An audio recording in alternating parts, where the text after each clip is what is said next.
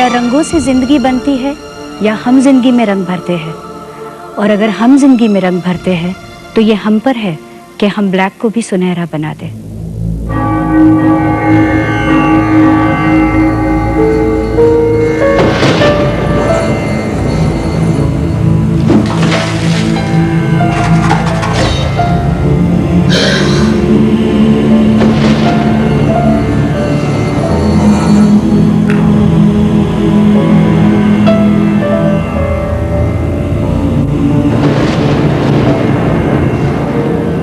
Not everyone is fortunate to lead an extraordinary life, but it calls for extraordinary courage to fight multiple obstacles and lend meaning to a fractured existence. Sanjay Leela Bansali's forthcoming release, Black, is the story of two such extraordinary lives. We have in our studio today the protagonists of the film, Rani Mukherjee, Amitabh Bachchan, and the filmmaker himself, Sanjay Leela Bhansali. Sanjay, will start with you. कहते हैं हर film में अपनी किस्मत लेकर आती है, और आपने हमेशा कहा है कि आप कोई धनक सुनते हो कान में या कोई विजुअल देखते हो, उसके बाद आप पिक्चर बनाते हो। तो ब्लैक में आपने क्या देखा या क्या सुना या क्या सोचा? नहीं, खामोशी करते वक्त I went to this Helen Keller institute for deaf and blind, and वहाँ पे रिसर्च कर रहा था मैं डेफ लोगों के ऊपर, और एक सेक्शन था डेफ ब्लाइंड। मुझे लगा कि ये this is such a severe disability, and how do they live? And there was a mother sitting over there with her child, और मैंने पूछा उनको कि कैसे वो पढ़ते हैं, कैसे सीखते हैं, शुरुआत कहाँ से होती है। तो उन्होंने उस वक्त मुझे बताया कि जो नॉर्मल स्टूडेंट एक दिन में सीखता है या एक साल में जो सीखता है, वो इनको 10 साल लगते हैं, कभी 7 साल, depends on the person's ability. तो that fascinated me completely. Black was already conceived at that point of time. Okay. सबसे पहले मुझे अमिताभ बच्चन की आवाज़ कान में आई, मुझे उनके साथ फिल्म करने का बहुत दिल था। तो मुझे लगा कि क्यों नहीं मैं एक अलग सी फिल्म करूं जो which is very honest, which is very pure, which is very from the heart. अभी आपने जिक्र किया कि वो अमिताभ बच्चन की आवाज़ आपके कानों में गूंज रही थी, तो फिर आपने कब अमिताभ बच्चन को ये रोल ऑफर किया और कैसे कहा? मैंने, मेरे एक फ्रेंड है सुभाष झा, उनको मैंने फ़ोन किया। मैंने कहा मेरे पास एक स्क्रिप्ट है, एक आइडिया है। तो मैं अमित जी के पास, मैं कैसे, जो बोलते मैं बात करता हूँ अमित जी से, उन्होंने फ़ोन किया और मुझे कहा कि आप फ़ोन करो, अभी अमित जी राह देख रहे हैं आपके फ़ोन की। सो आई वाज वेरी नर्वस। तो पहले 15 मिनट तो मैंने फ़ोन किया ही नहीं। मैंने कहा कि मैं कैसे बात करूँगा, एक हलो आएगी, बूमिंग आवाज़ आएगी वहाँ से, and you know you are in of this person over here. So फिर भी हिम्मत जुटा के मैंने कहा कि मैंने ये दिमाग में कि किसी स्क्रिप्ट है, आप करना चाहेंगे? तो बोले बिल्कुल करेंगे, पहले स्क्रिप्ट मुझे भेज दो, मुझे अच्छी लगी तो बिल्कुल करेंगे। और ये कह रहे हैं कि आपसे बहुत डरते थे। ये मेरी समझ में नहीं आ रहा है कि लोग इतना क्यों डरते हैं। ये डर जो है पहले ही खत्म हो जाता है, तो शायद इनकी जो पहली वाली फिल्म है उसमें भी मुझे काम मिल जाता। चलो जवाब दो।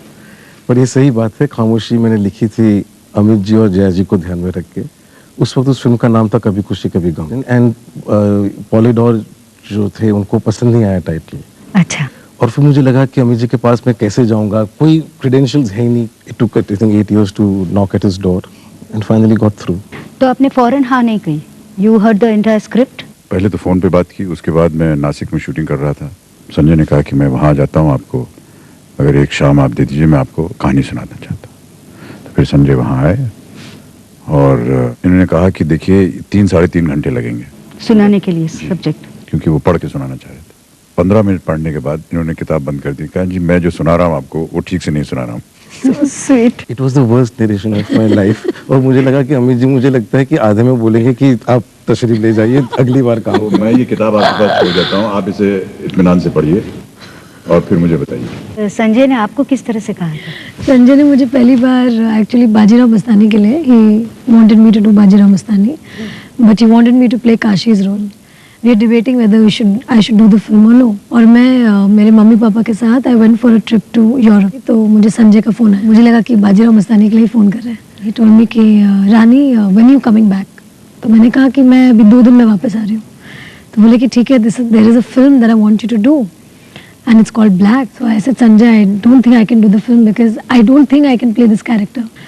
तो Sanjay said, no, I have faith in you और मुझे लगता है कि only you can do it.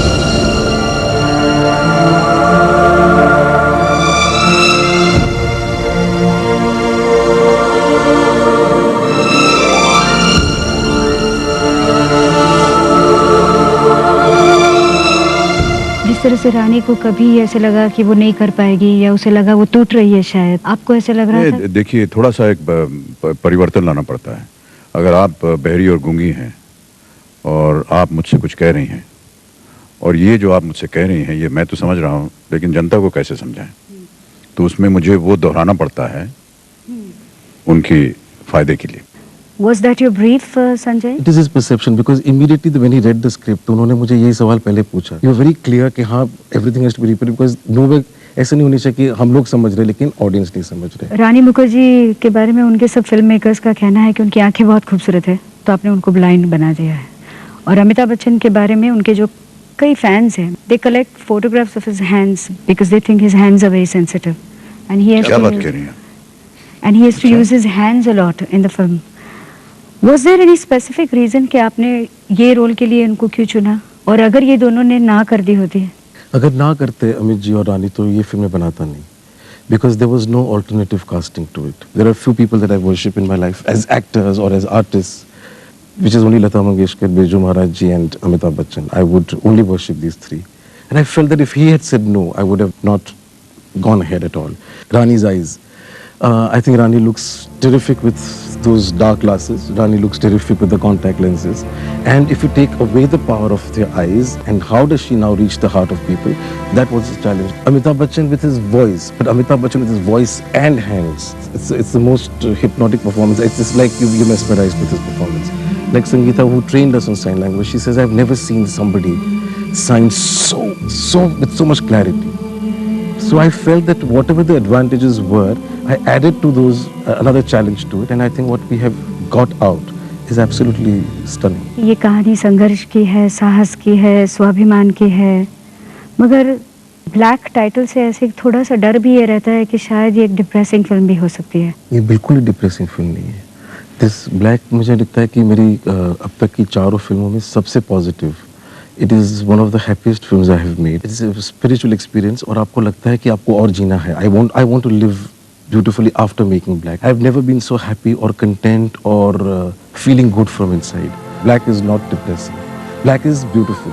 Black is the color of, I think, power. Black is the color of dignity. So it is not depressing at all.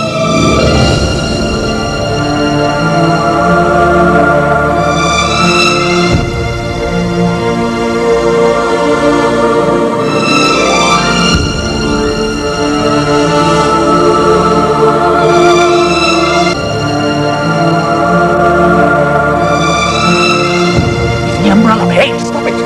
Give me the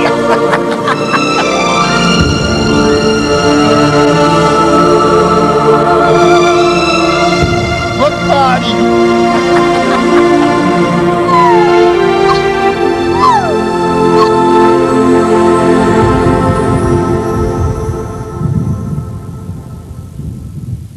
Which was your most difficult scene in the film? I think most of them, because all of them were quite challenging actually. And Sanjay used to scare me before shooting the scene. So I used to be like really nervous. And whenever I used to look at him, he used to only tell me, I used to be like, अभी मैं क्या करूँ अभी? आपको ये इस तरह के कोई सिग्नल देते थे? कई बार. हाँ. मैं इनसे बहुत डरता हूँ इस वजह से नहीं, मैंने सुना था कि इनका गुस्सा बहुत ज़्यादा है और ये बहुत तीव्र होते हैं सेट पर. उसकी वजह से नहीं, डरता तो इस बात से कि कहीं मैं जो इनकी आशाएं हैं मुझसे उससे कम ना हूँ. Same here. और इस वजह से हम लोग कुछ कभी ज़्यादा ही मेहनत कर जाते थे. लेकिन बहुत से एक्सपीरियंस के बाद मैंने ऐसा अब मान लिया है, ये जो मेथड एक्टिंग करने वाले कलाकार हैं या जो इस फिलॉसफी के साथ चलते हैं, शायद वो मुझे इसके बाद जूता मारेंगे, लेकिन मुझसे वो शायद ना हो. क्योंकि मैं ऐसा सोचता हूँ कि जब हम लोग बहुत ही अपने आप को Seriously. उसके अंदर ढाल लेते हैं कि बस मेरे साथ ऐसा ही हो रहा और मैं ऐसा हो गया हूँ, तो शायद वो गलत चीज़ निकलती है. Actually, I think while making the film, me and Sanjay have laughed the maximum. I've had so much fun on the making of Black.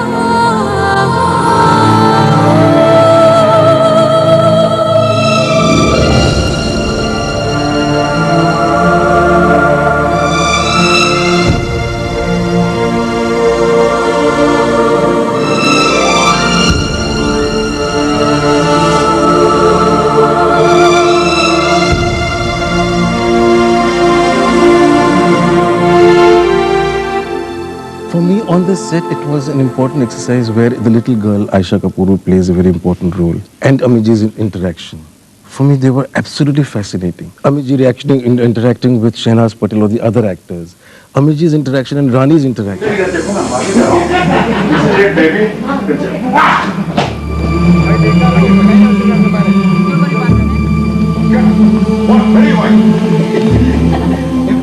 Each one had a very special moment of communication which works so beautifully in correct measure out of the shooting that when they were shooting together, it was terrific understanding, terrific respect for each other. And the fact that Amiji never made other people feel that because they're from stage or not acted before, कोई theatre से आता है, English फिल्मों से आता है, तो कभी उनको ये महसूस नहीं हुआ कि अमित जी है सामने हो तो कैसे.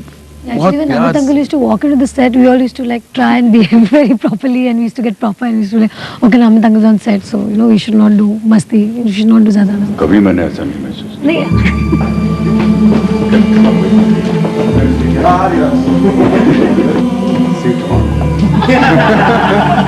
जब आपके सेट पे फायर हैड इरप्टेड, तब आपको उस दौरान ऐसा लगा था कि शायद ये फिल्म कभी नहीं बनेगी? देखिए, बहुत मेहनत से वो सेट बनाया गया था. Every detail, every piece of furniture, every curtain, इतने प्यार से मेरे आर्ट डायरेक्टर उमंग कुमार, रविचंद्रन, हम लोग बैठते थे सेट पे, एक एक कलर, उसी कलर का हर एक चीज़ का हम लोगों ने बहुत डिटेल और प्यार से किया था उसको. Yes, it was very, very sad for me. It was one of the saddest moments of my life. But the fact that the entire team stood by, they were all there that day with me. I told Amit ji that, with Black, I was trying to take 200 steps ahead of Devdas, and I think I will not be able to go ahead now.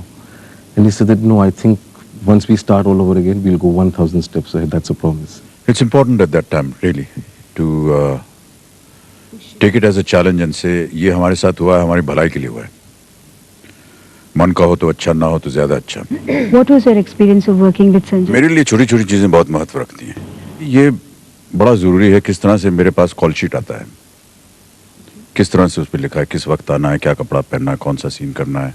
क्योंकि जो मेरा involvement है इस film के साथ, वो वहाँ से शुरू होता है. फिर मैं जब यहाँ आता हूँ तो मेरा मेकअप रूम कैसा है, किस तरह से लोग खड़े हैं, मेरा स्वागत किस तरह करते हैं या मेरा स्वागत नहीं करते, ये सारी चीज़ें जो है ये मुझे बहुत प्रभावित करती हैं. संजय के साथ मैंने देखा कि पहले दिन से ही, जिस दिन से ये मुझे कहानी सुनाने आए, मुझे अभी भी याद है कि इन्होंने किस तरह का कुर्ता पजामा पहना हुआ था और कितना साफ सुथरा था, इस्त्री किया हुआ एकदम. जो ये किताब लाए थे जो जिसमें पटकथा लिखी हुई थी, बाकायदा बाउंडेड, उसके ऊपर सुनहरे अक्षरों में टाइटल लिखा हुआ, ये सारी चीज़ें जो है ये निर्देशक के चरित्र को किसी तरह प्रतिबिंबित करती हैं. तो इसलिए मैं ऐसा मानता हूं कि अगर हम लोगों ने कहीं भी थोड़ा बहुत सही काम किया है इस फिल्म में, तो उसकी वजह यही है कि वो खुद इतने सुधरे हुए हैं कि वो अपने कलाकारों से भी सुधरा हुआ परफॉर्मेंस निकालेंगे. What has been your experience of working with Sanjay Leela Bhansali? Like when I thought that I'm going to work with Sanjay Leela Bhansali, I was in awe of Sanjay Leela Bhansali. That how would he be, when he's directing or when he's on the set. The impression I had about him was that he must be somebody who's like a tyrant. He's like Hitler. He'll be, behaving badly on sets, and he'll, make the artist feel like nothing because he's so great. But the minute I met Sanjay, everything of mine just completely changed. I found him as normal as I am. I found him so jovial, fun-loving, making fun of himself at times. He used to make fun of his own, creativity. He used to say that, whether I'm going right, whether I'm going wrong, he used to behave like anybody normal.